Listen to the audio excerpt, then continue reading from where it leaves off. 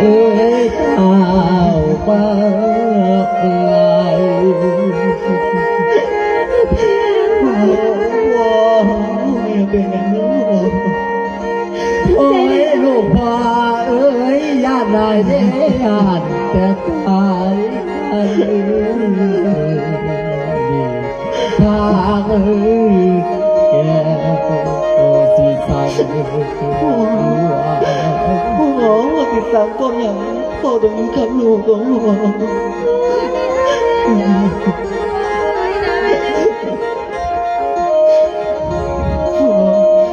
โอ้ยเดี๋ยวน้องพ่อนี่ฮักตั้งแต่เช้าบอกเคยตายฉันเลยดีวันพ่อลูกก็ฮักพ่อเหมือนกันพ่ออยู่กับลูกแล้วพ่ออยากเป็นอย่างนี้โอ้ยลูกพ่อเอ้ยตั้งแต่เขาคันยังพ่อบอกอีปัญญาเดียวพ่อว่าต้องตัวตัวเองนะ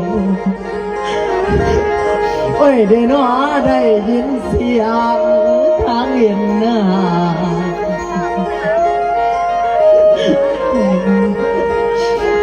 โอ้ยลูกพ่อ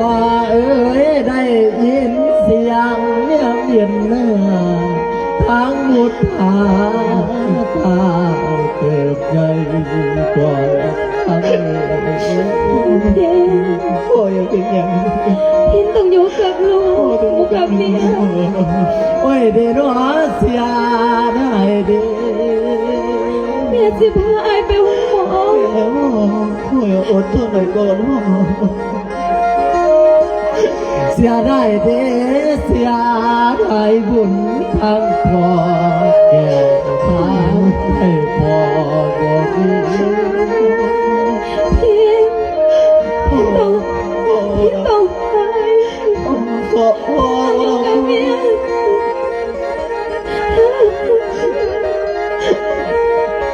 พี่นั่งดีๆไอ้นั่งดีๆลูกพ่อเอ้ยพ่อสั่งเจ้าทอนี้พ่ออย่าบอกแบบนี้พ่ออย่าบอกว่ามีออกมาเลยพ่อโอ้ยเดี๋ยวน้องพ่อสั่งเจ้าตอนนี้ให้เจ้าเบิ่งพระมารดาคือทำดีพ่ออย่าบอกแบบนี้เลยว่าพ่อคือแบบ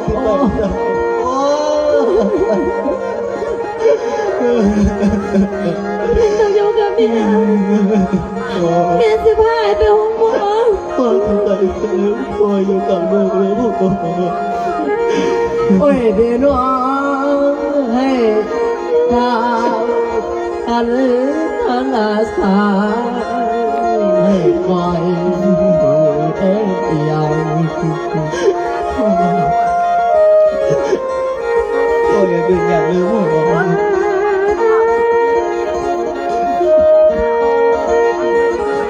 ต้องอยู่กับเมียต้องมาเป็นอย่างเขาต้องได้อยู่น้ำกันไอ้โอ้ยนางไอ้ตา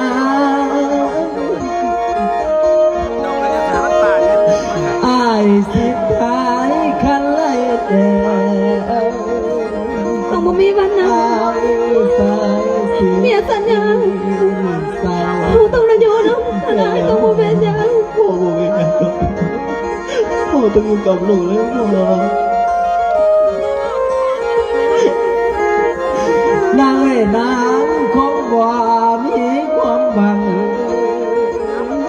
ไอ้ที่ขอว่าสั่งเจ้าข้าวดีสิบอกยังพ่ออย่าบอกแบบนี้พ่ออดเอาก่อนพ่อสิพาไปหาหมอ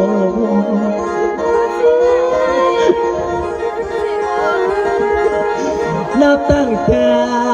ชาตินี้ให้เจ้าเบิ่งไว้แย่งกันในค่ำคืน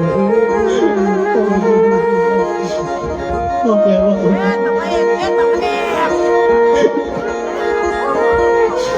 โอ้ยเดี๋ยวน้อ ผิดพลาดคันเลยดีสิสิ้นลมคันลมโอ้ยอย่าบอกแบบนี้โอ้ยอย่าบอกแบบนี้ ลูกค้าพอรถแจกคนเต็มเลย พอสิไหลกันเอลาทางวิทาเสียใจโอ้ยอย่าบอกแบบนี้โอ้ยนายเดียานบ่ทันแล้ว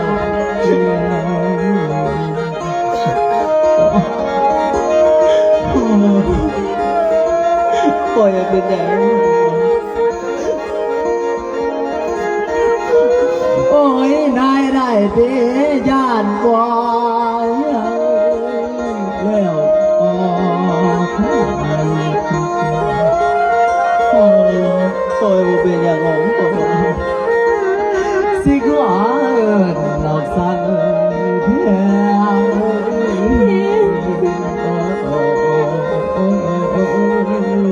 เห็นตัวกูเป็นยังไง บ่เป็นอย่างนั้น ลูกหลาน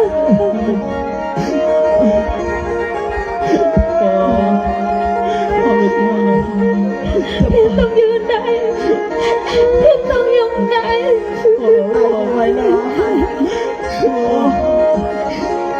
พ่อจะมาให้พ่อ เพียง พ่อตั้งสติดีๆก่อนพ่อ เพียง พ่อ เพียงต้องสู้เพื่อความรักของหนู ต้องก่อนพ่อเป็นอย่างไรพ่อเป็นแม่พ่อเป็นแม่พ่อเป็นอย่างไร ตายเลย พ่อเรา เพียง